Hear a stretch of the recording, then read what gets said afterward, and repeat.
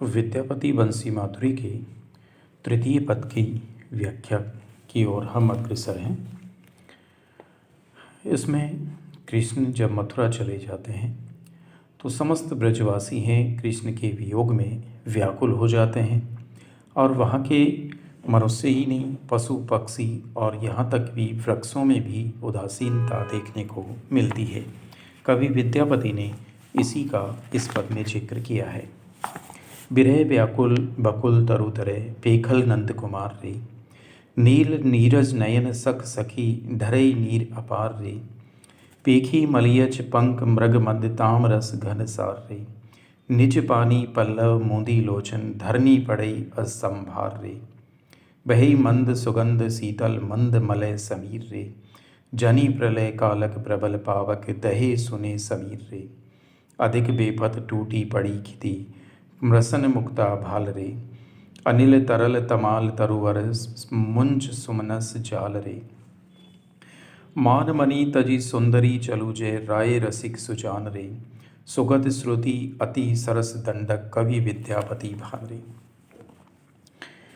ये पद भी बंसी माधुरी से लिया गया है और इसमें राधा और उसकी सखियों की कृष्ण के वियोग की जो दशा है उस कृष्ण वियोग की व्यथा का कवि के द्वारा वर्णन किया गया है। बिरह व्याकुल बकुल तरुतर पेखल नंद कुमार रे। कवि कहते हैं कि कृष्ण के मथुरा चले जाने के बाद समस्त मथुरावासी, यहाँ तक कि मथुरा के जितने भी वृक्ष हैं वे सारे के सारे उस कृष्ण को देखने के लिए व्याकुल हैं। उस नंद के पुत्र कृष्ण को देखने के लिए विरह का जो वेग है वो निरंतर बढ़ता ही जा रहा है, जिससे यहाँ की प्रकृति भी उदास दिखाई दे रही है, पशु भी उदास हैं और यहाँ की गोपियाँ भी उदास हैं। नील नीरज नयन सहे सखी ढरे नीर अपार। कवि कहता है कि नील कमल के समान जो आँखें हैं वो समस्त सखियों की अर्थात राधा की आँखों से निरंतर पानी गिरता रहता है, अर्थात आंसुओं की असुधारा है वो निरंतर बहती रहती है, रुकने का नाम ही नहीं ले रही है। पेखी मलियज पंख मृगमंद तामरस घनरा सार रे।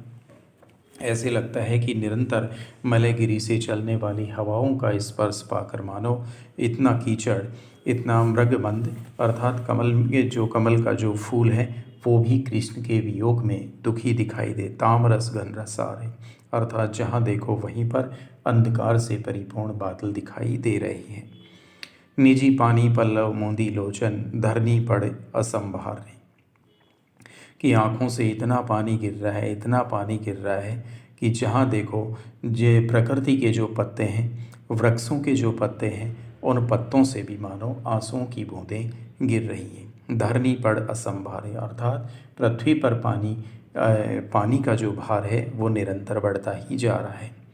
बही मद सुगंध शीतल मंद मलय समीर अर्थात कृष्ण के वियोग में जब कृष्ण के संयोगी की अवस्था में जो सुगंध मलयगिरी से चलने वाली सुगंधित हवाएं जो थी वह भी अब मंद पड़ गई हैं। मलय समीर अर्थात मलयगिरी की हवाएं भी अब यहाँ से अब बेरुखी कर चुकी हैं, अर्थात ब्रज की ओर नहीं बहती हैं। जनी प्रलय कालक प्रबल पावक दहेज सोन समीर रे। मानो ऐसे लगता है मानो अग्नि रूपी जो पावक है या प्रलय है वह प्रलय इस ब्रज में होने वाला है, जिसमें सारा ब्रज ही मानो जल रहा है। सोन शरीर अर्थात जितने भी यहाँ के रहने वाले मनुष्य हैं, गोपियाँ हैं, अन्य जो लोग हैं उनके शरीर पूरी तरह से सुन्न हो चुके हैं। अधिक बेपर टूटी पड़ी खिति मृसन मुक्ता भाल रे अर्थात रास्ते जो हैं उन रास्तों पर भी स्थिति खराब है। मृसन मुक्ता भाल रे अर्थात जहाँ देखो वहीं पर मणियों की मालाएं बिखरी हुई पड़ी हैं। अनिल तरल तमाल तरुवर मुन सुमनस जाल रे अर्थात जितने भी जो तमाल के जो विशालकाय जो वृक्ष थे उनमें भी इतनी आंसुओं की धाराएं और अब वो पूरी तरह से सूख चुके हैं।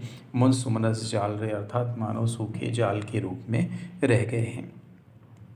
मान मणि तजी सुंदरी चलो जय राय रसिक सुजान रे, जो एक गोपी है वो दूसरी गोपियों को संबोधित करते हुए कि मेरी मानो तो हमें इस ब्रज का त्याग कर देना चाहिए और हमें वहीं चलना चाहिए जहाँ पर हमारे रसिक अर्थात हमारे प्राणों के प्यारे भगवान कृष्ण जहाँ निवास करते हैं वहीं पर हमें चलना चाहिए।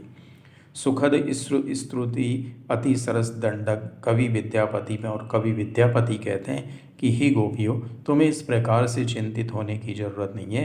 तुम्हें उस कृष्ण की सरसता के साथ में स्तुति का गायन करना चाहिए ताकि वो तुम्हें अति शीघ्र दर्शन दे सकें।